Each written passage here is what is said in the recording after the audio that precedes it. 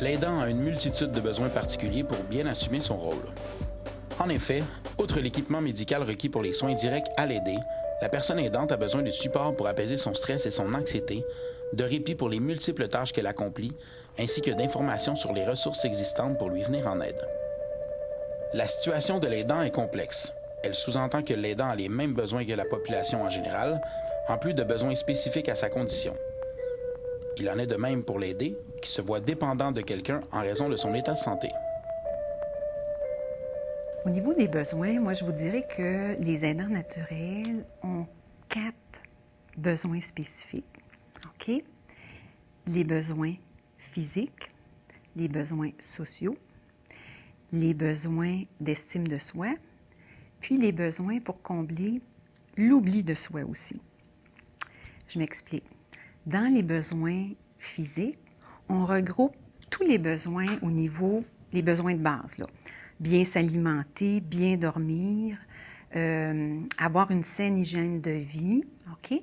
C'est les besoins physiques, en gros, qui sont la base, OK? Parce que si vous avez un aidant en santé, c'est sûr que l'aidant va être en mesure de jouer son rôle de façon adéquate. Dans les besoins sociaux, c'est tous les besoins de sentiment d'appartenance. Avoir besoin, être capable de consulter une amie, de téléphoner à un groupe, de participer à des rencontres, socialiser, aller à une réunion du Club Optimiste.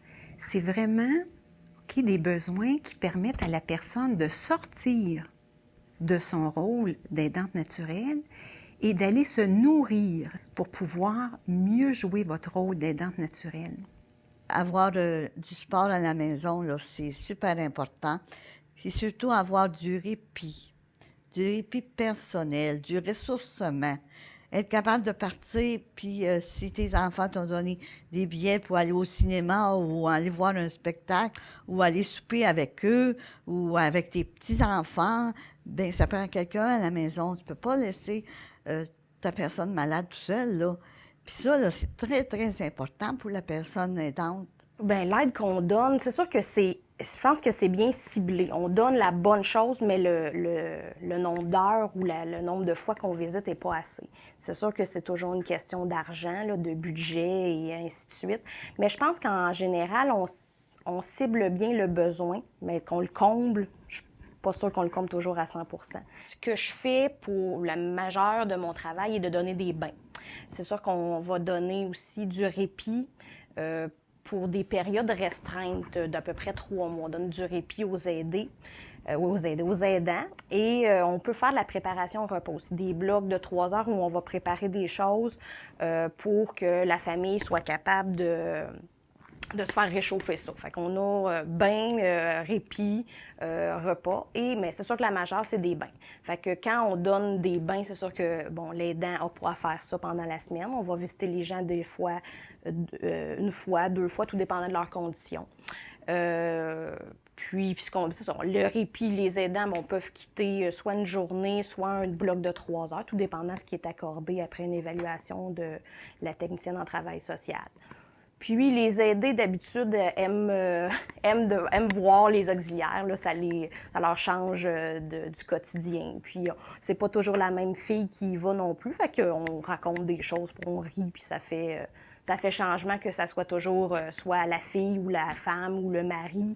Fait qu'on met un peu de vie dans leur milieu aussi. C'est très utile d'avoir des personnes qui viennent aider à la maison, donner son bain, voir ses besoins, un ergothérapeute pour mettre les trucs, là, pas qu'ils tombent, et tout ça, là. Bien, ça, c'est super important, c'est sûr.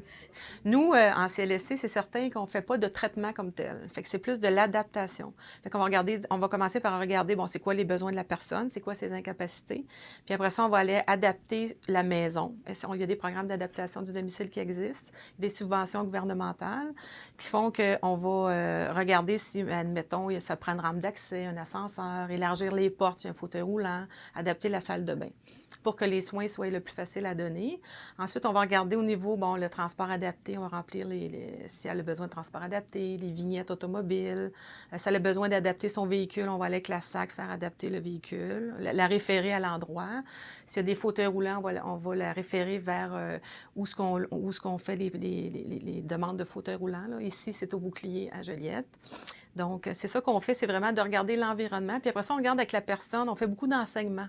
Parce que la personne qui a des pertes au niveau, disons, physique, ça a de la difficulté à faire ses transferts, aller à la toilette, aller à la salle de bain ou aller embarquer dans son lit. On va faire de l'enseignement. Fait qu'on va enseigner à l'aidant naturel comment faire les choses pour qu'elle puisse aider le plus possible la personne sans se blesser. Les aidants, dans le fond, je pense que un de leurs grands besoins, c'est d'être écoutés puis d'avoir un peu de répit. Fait que souvent, nous autres, quand on arrive en le CLSC ou tout le monde, souvent, ils vont se sentir envahis. Puis ils vont dire, ben là, c'est bien beau, on a des services, l'ergo vient, l'infirmière vient, la travailleuse, tout le monde vient, mais là, ils se sentent vraiment envahis. Puis des fois, c'est qu'il y aurait besoin du répit. Tu sais, style, j'ai le goût d'aller au cinéma ce soir, mais c'est pas ça qu'on leur donne, nous autres. On leur donne du répit, oui, mais c'est comme le jeudi après-midi, le mercredi matin, tu sais, c'est... Fait que dans le fond, eux autres, souvent, ce qu'ils nous disent, c'est qu'ils voudraient comme être respectés dans leur... dans l'acceptation, premièrement, de la maladie, mais aussi dans leurs besoins de base. Des fois, ce qu'ils auraient besoin, c'est juste d'être à la maison, faire du cocooning un peu, puis que la personne pourrait sortir, l'aider pourrait sortir. Parce que dans le fond, on veut toujours faire sortir l'aidant, puis que l'aidé soit là pour on vient donner des services, mais des fois, c'est l'inverse. Elle aimerait ça rester dans ses choses, puis qu'on puisse sortir la personne qui est aidée, puis dans le fond, elle juste avoir du temps pour elle, là. Fait que c'est souvent ça, mais je pense que les personnes, les aidants naturels, moi, je les appelle, c'est des cœurs sur deux pattes, là. C'est des personnes généreuses, mais qui ont tendance beaucoup à s'oublier.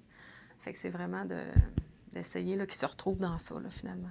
La personne malade a besoin beaucoup, beaucoup de ton attention. Elle t'interpelle souvent, elle a besoin de toi souvent.